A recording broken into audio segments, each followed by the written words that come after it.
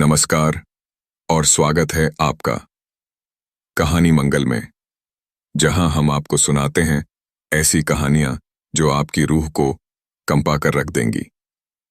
आज की कहानी उन आत्माओं की है जो कभी चैन नहीं पा सकी। यह कहानी है एक ऐसे रेलवे यार्ड की जहां मौत का साया हर कोने में मंडराता है। लोग कहते हैं कि वहां जाने वाले कभी लौट कर नहीं आते। क्या आप तैयार हैं उस भयानक सच्चाई को जानने के लिए जिसे सुनते ही आपकी सांसें थम जाएंगी? तो चलिए सुनते हैं आज की डरावनी कहानी, अधूरी आत्माओं का खेल। भारत के एक बड़े शहर में एक विशाल और पुराना रेलवे यार्ड था। यह जगह कभी शहर का सबसे महत्वपूर्ण रेलवे स्टेशन हुआ करता था, लेकिन समय के साथ इसे छोड़ दिया गया। अब वहां केवल जंग लगे इंजन, टूटे फूटे डिब्बे और घास फूस से ढकी पटरियां ही बची थीं। यह यार्ड इतना विशाल था कि उसमें दर्जनों ट्रेनें और उनके डिब्बे वर्षों से सड़ रहे थे। कोई भी उस जगह के पास जाने की हिम्मत नहीं करता था, क्योंकि लोग कहते थे कि वहां कुछ बेहद बुरा हुआ था। कुछ दशक पहले एक ट्रेन दुर्घटना में सैकड़ों लोग मारे गए थे। उनके शरीरों को यहीं लाकर रखा गया था, क्योंकि शहर में और कोई जगह नहीं थी। लोगों का मानना था कि उन आत्माओं का यहां से कभी उद्धार नहीं हो पाया और वे अभी भी उस रेलवे यार्ड में फंसी हुई हैं। विवेक और उसके दोस्त अनन्या, प्रतीक और समीरा एक यूट्यूब चैनल चलाते थे जिसका नाम था फियर फाइल्स 360। वे डरावनी जगहों की खोज कर उनका अनुभव कैमरे में कैद करते थे। विवेक ने इंटरनेट पर उस पुराने रेलवे यार्ड के बारे में सुना और तुरंत वहां जाने का निर्णय लिया।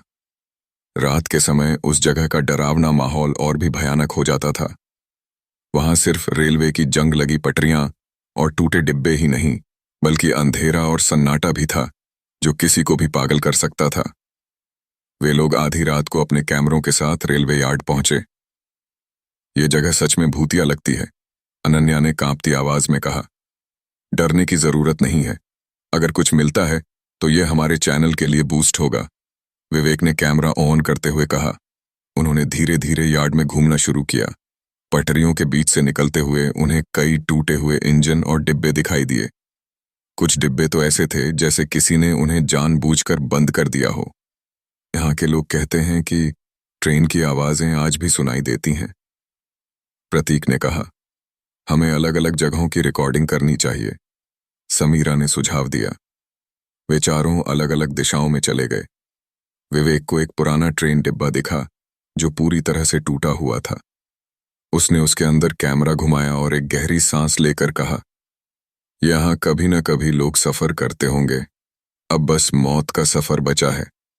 तभी अचानक उसे डिब्बे के अंदर से किसी के चलने की आवाज आई।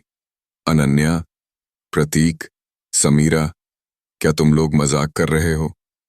विवेक ने घबराते हुए कहा, लेकिन जवाब में सिर्फ सन्नाटा था। विवेक ने कैमरा लेकर उस आवाज का पीछा किया। अचानक उसके कैमरे में एक काला धुंधला साया दिखाई दिया। उसे लगा कि उसकी आंखों ने धोखा खाया है, लेकिन फिर वह आवाजें और तेज हो गईं।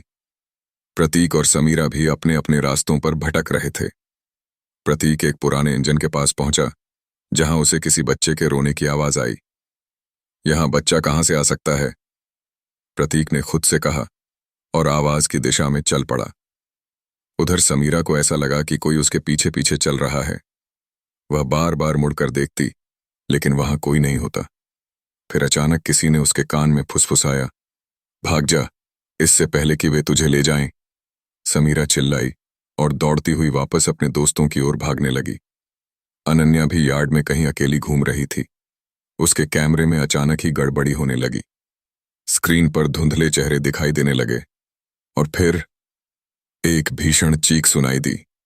विवेक, समीरा और प्रतीक ने अनन्या को खोजने की कोशिश की, लेकिन उसका कुछ भी पता नहीं चला।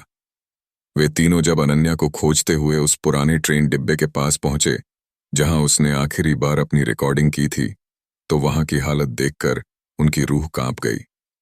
डिब्बे के अंदर की दीवारें खून से सनी हुई थीं और चारों ओर अजीब-ओ-गरीब निशान बने हुए थे।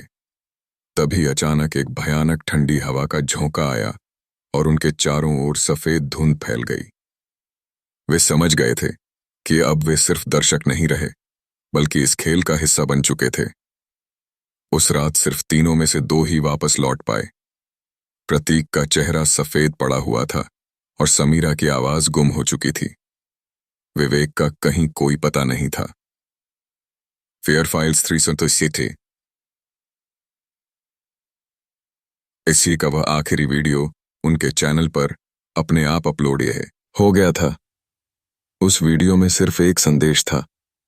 यह सिर्फ एक रेलवे यार्ड नहीं, आत्माओं का खेल है।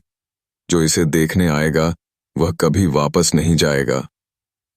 तो ये थी आज की खौफनाक कहानी, अधूरी आत्माओं का खेल।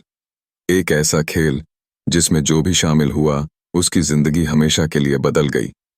क्या ये आत्माएं वाकई में कभी मुक्ति पा सकेंगी या यूं ही भटकती रहेंगी उन जंग लगे डिब्बों के बीच? अगर आपकी रूह अब तक कांप रही है और आपकी सांसें तेज हो चुकी हैं, तो समझ लीजिए कि आप भी इस खेल का हिस्सा बन चुके हैं। अगर आपको ये कहानी पसंद आई हो तो कहानी मंगल को सब्सक्राइब करना ना भूलें। और हाँ, अगली बार हम फिर लौटेंगे एक और डरावनी और सच्ची कहानी के साथ। तब तक क्या आप भी उन अधूरी आत्माओं की आवाजें सुन पा रहे हैं?